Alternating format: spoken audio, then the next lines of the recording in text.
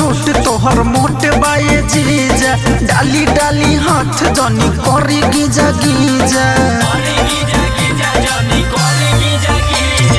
एज हमर छोट तोहर मोट बाए जीजा डाली डाली हाथ जनी करी गिजा गिजा सच कहतानी जानी मिसी बदना सच कहतानी जानी मिसी बदना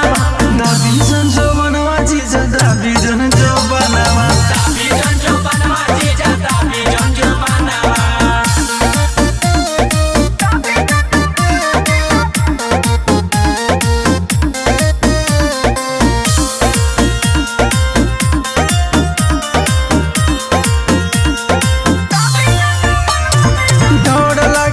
जमानी साली के कहनावा ऊंचा नीचा हो जाई हे बका परनावा